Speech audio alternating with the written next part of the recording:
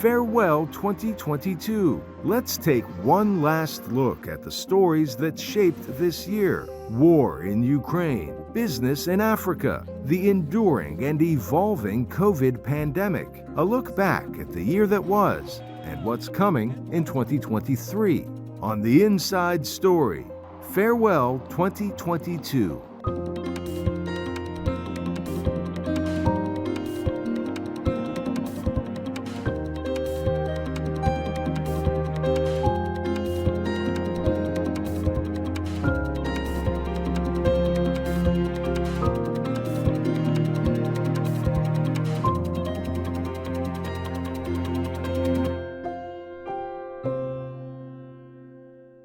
Hello, I'm Carla Babb, reporting from the Pentagon, where we've been following one of the year's most important stories, Russia's war on Ukraine.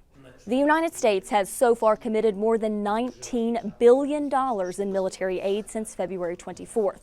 That's on average about $2 billion per month for weapons, ammunition, training, and other Ukrainian defense needs. Let's take a look at what weapons have been most effective on the battlefield, what additional weapons experts say are still needed, and what's yet to come. The battle for Ukraine is now a lethal artillery duel, with both sides burning through tens of thousands of rounds each week. It's been the artillery systems that have really won the day on many occasions for the Ukrainian defenders. Analysts and former officials say the most effective systems the U.S. has provided to Ukraine are the UK-built M777 howitzers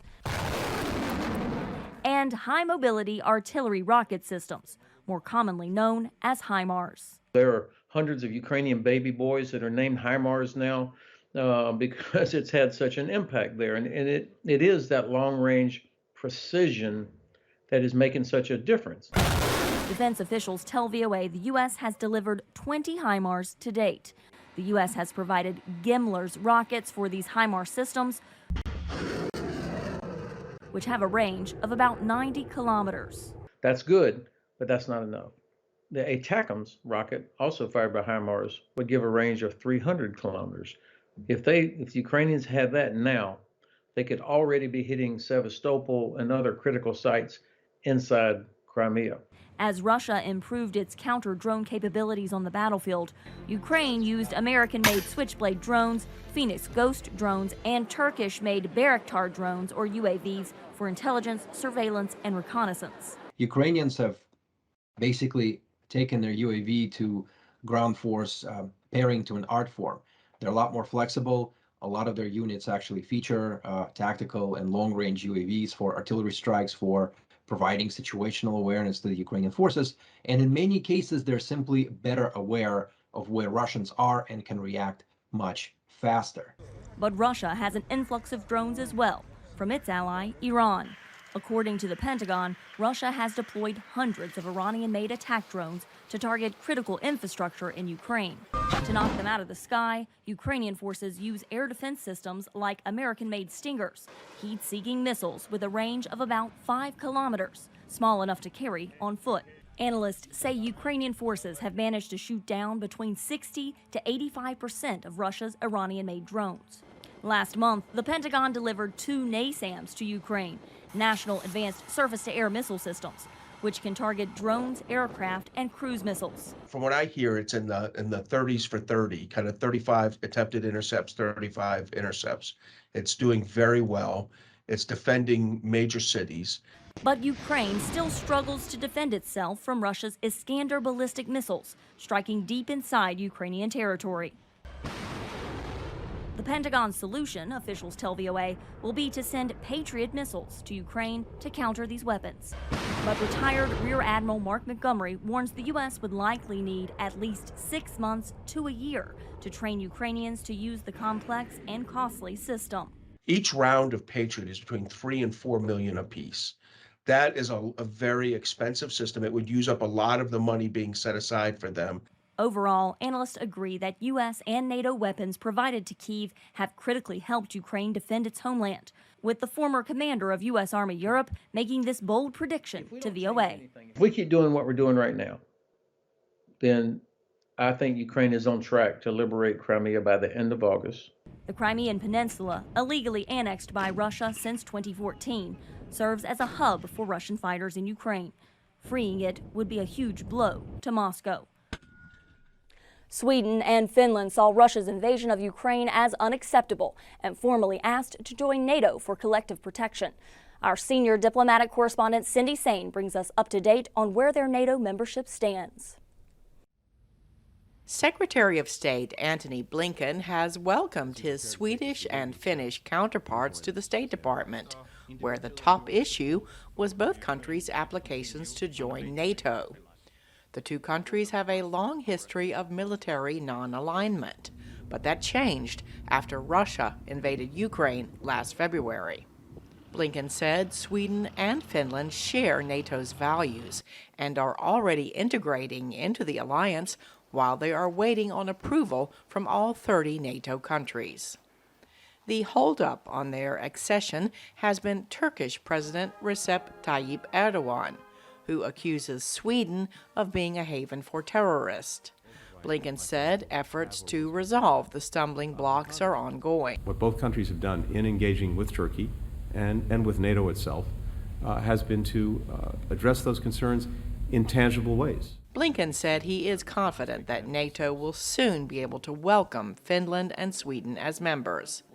But Finnish Foreign Minister Pekka Haavisto expressed concern that Turkey has yet to set a date for their parliament to ratify the accession. Of course, what we are still missing is the clear date and clear plan of the Turkish parliament to deal with this issue. And we know that Turkey is going to the elections. Of course, our hope is that this decision should come from Turkey rather sooner than later.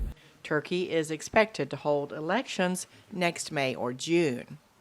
Last month, Sweden's parliament passed a constitutional amendment that will make it possible to pass tougher anti-terror laws, a key demand from Turkey to approve Stockholm's NATO membership bid.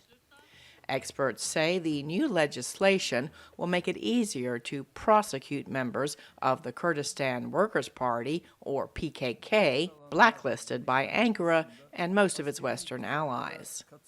High-level diplomacy is ongoing, as both Finland and Sweden have warned that time is of the essence, because Russian President Vladimir Putin's aggression is unpredictable. Russia's foreign ministry has warned that it would view Finland or Sweden joining NATO as a threat to its security and would respond.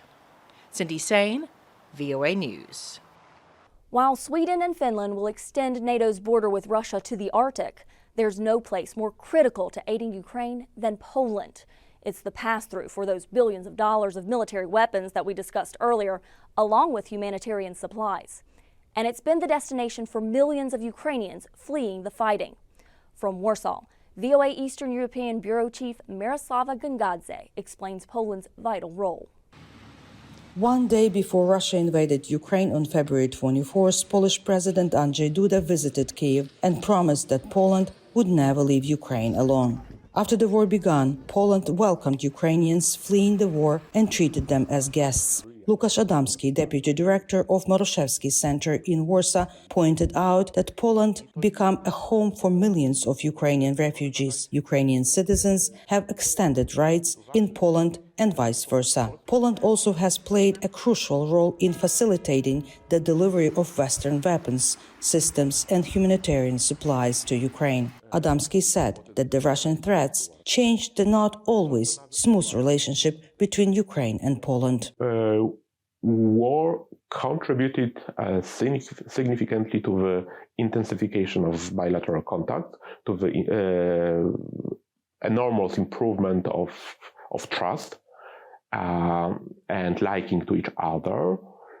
And it also revealed that both states have common interest, common vision of future.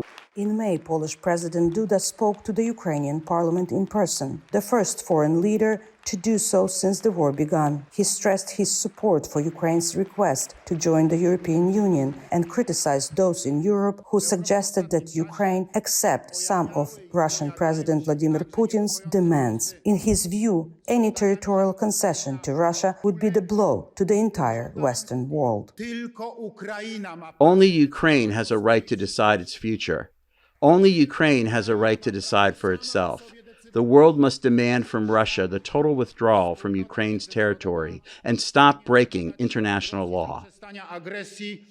In 2022, Poland became one of Ukraine's main military supporters and, along with fellow Baltic states, a lobbyist for Kyiv's integration into EU and NATO. Warsaw's strong support for Ukraine contributed to an improvement in what had been a period of fairly bumpy relations with Washington. U.S. President Joseph Biden visited Poland in March, meeting Ukrainian refugees and American troops on the ground.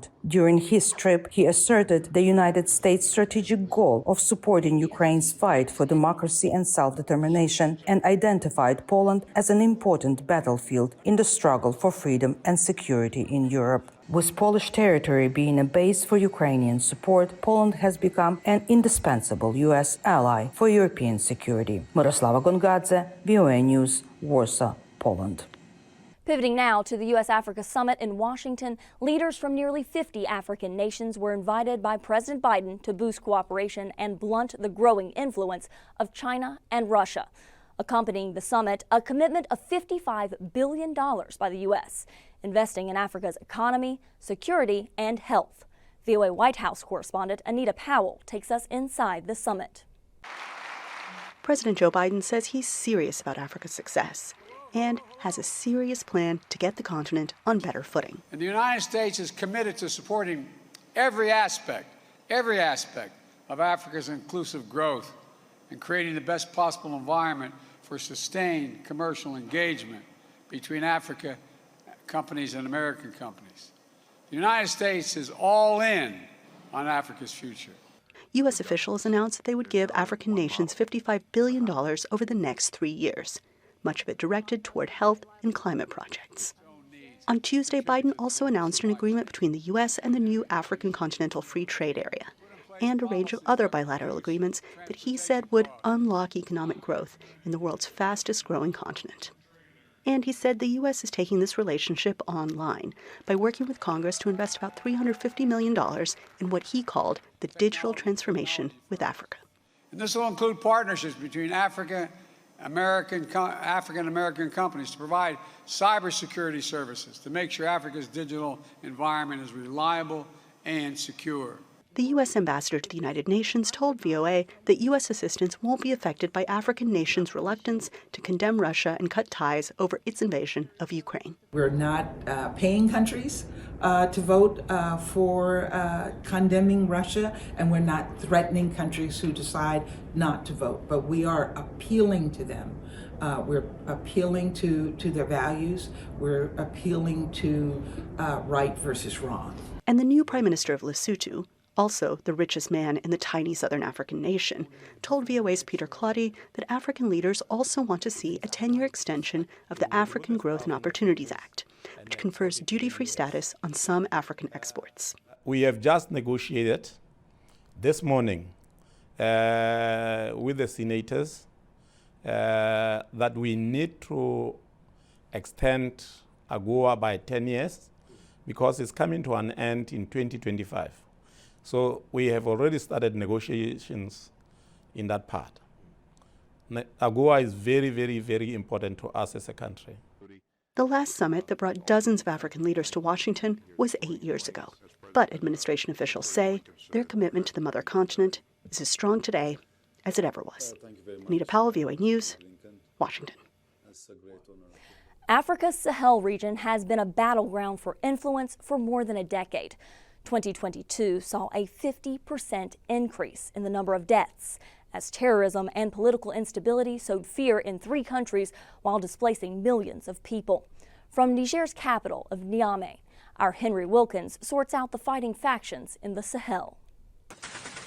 As the Western Sahel conflict entered its 11th year in 2022, violence grew worse. Data from the Armed Conflict Location and Event Data Project shows around 9,000 fatalities due to conflict in 2022, up from about 6,000 the year before. Analysts say many in Sahel countries are exhausted by the worsening conflict, which this video on social media purports to show, and they are looking to new international partners for solutions. Some in the region, like Bacharu Ouedraogo in Burkina Faso, believe Russia will remedy the country's insecurity. We have been with France for years. If they really wanted to help us with terrorism, we think they would have done it long ago. If you partner with someone who doesn't help you take care of business, you have to get rid of them and find someone who can. That's why we think we have to pivot to Russia. Faut le débarrasser et puis tu cherches quelqu'un qui va t'aider à arranger ton problème. 2022 saw France wrap up Operation Barkhane, its military intervention based in Mali, as it became increasingly unpopular and relations with Mali's military junta began to deteriorate. France is now moving much of its military operation in the Sahel to Niger. In Mali, French troops have been replaced by mercenaries from a Russian paramilitary organisation, the Wagner Group, which has been accused of human rights abuses and of fueling more violence than they prevent. In Burkina Faso, pro-Russian and anti-French protests and attacks on French-owned institutions and businesses have become commonplace since a second military coup in a year took place in September. Both the Malian and Burkinabe juntas cited the previous government's inability to solve the insecurity. Asked how the Sahel's conflict could develop in 2023, one analyst told VOA, "What remains to be seen is what happens as the population of Mali sort of figures out that things are getting worse despite everything." Burkina Faso, I worry a great deal about. I think given the scale of the problems of Burkina Faso, I think they need a lot more international help. I'd like to see the US government getting more involved, trying to help the Burkinabe government. Analysts have also noted that an increasing number of terror attacks are taking place in the northern regions of Ivory Coast, Ghana, Togo and Benin, along the borders with Burkina Faso and Niger. Press freedom has dwindled according to advocacy groups, with international broadcasters and journalists being banned from Burkina Faso and Mali. In Burkina Faso, the new junta says it is recruiting 30,000 extra civilian volunteers to fight terrorism. But rights groups say the volunteers are carrying out many rights abuses, playing into the hands of terrorist group recruiters. In all, more than 2.5 million have been displaced by the Sahel conflict. Henry Wilkins for VOA News, Niamey, Niger. Everything that happened in 2022, as well as 2021 and 2020 for that matter, happened in the shadow of the COVID pandemic. More than 13 billion shots have been developed and delivered to combat COVID-19. But more than 6.5 million people have died in the pandemic, and getting vaccines to poorer countries remains a priority. VOA's Steve Baragona takes us inside the challenges that lie ahead. February 24th, 2021, a delivery of COVID-19 vaccines arrives in Ghana, striking a blow for vaccine equity. We're really happy because they're going to benefit a large number of beneficiaries in Ghana. Ghana is the first country to receive the COVAX vaccines. The UN-backed COVAX program aimed to help low and middle-income countries get access to COVID vaccines after rich countries had locked down most of the early supplies. The program struggled to compete for limited doses. After nearly 2 billion shots delivered, COVAX is narrowing its scope to serve the poorest countries. That's in part because 2 years later, there are plenty of shots available. Not everyone is getting them, however, says Duke University Global Health Professor Krishna Udaikumar. The inequities really are stark and continued. In Africa, only 25% of the population of the entire continent is fully vaccinated, compared with more than 75% in places like South America. Supply is not the biggest problem anymore. Demand is. People in lower income countries are not lining up for COVID shots, says Center for Global Development health expert Janine Madan Keller. This lack of demand is really a concerning trend we're seeing. The reasons behind low demand, I'd say, are quite complex and multifaceted. Misinformation about the vaccines is rampant. Trust in governments providing the shots is low, and many people in lower income countries don't see COVID as much of a threat. Plus, the vaccines took too long to arrive, Udai-Kumar says. While there was demand, it was unmet. So it's reasonable now that we're seeing more hesitancy because we missed the time when everybody was ready to accept and take vaccines. Much of the delay was because vaccine manufacturing is concentrated in a few, mostly wealthier nations. Poorer nations were left hoping for handouts, says Brown University Pandemic Center Director Jennifer Nuzzo. I think we have to figure out how to make these vaccines in a much more distributed way than we did before, so we aren't just relying on donations. It's clear donations do not work because when faced with a crisis, countries will always choose to prioritize their own populations. Efforts are underway to build more vaccine factories in Africa, but building them is just the start. How to keep them in business in the long run is another question, Keller says. Who's going to buy these vaccines, or what vaccines make sense, both from an economic but also from a health perspective for these manufacturers to produce? Where will the money to pay for them come from? The African Union faces these questions as it aims to manufacture 60% of its routine vaccines on the continent by 2040. The challenge is to build a sustainable vaccine industry that can handle both regular vaccines and the inevitable next pandemic. Steve Baragona, VOA News. Congress in 2022 passed new federal gun safety legislation for the first time in more than 2 decades. The bipartisan measure came in the wake of a mass shooting at an elementary school in Texas and another at a supermarket in New York. But mass shootings continue to plague the United States, with more than 600 such incidents recorded this year. That's on average nearly 2 mass shootings a day. VOA's Chris Simpkins has more. Gun violence surged in many U.S. communities in 2022, including a near record number of mass casualty shooting incidents. In May, an 18-year-old gunman wielding a semi-automatic rifle killed 19 children and 2 adults at Robb Elementary School in Uvalde, Texas. It was the deadliest U.S. school shooting in nearly a decade. A week later, President Joe Biden addressed the nation. For God's sake, how much more carnage are we willing to accept? How many more innocent American lives must be taken before we say enough, enough? Days earlier, a 19-year-old opened fire with a semi-automatic rifle at a supermarket in Buffalo, New York, killing 10 people. The suspect said he was targeting black people.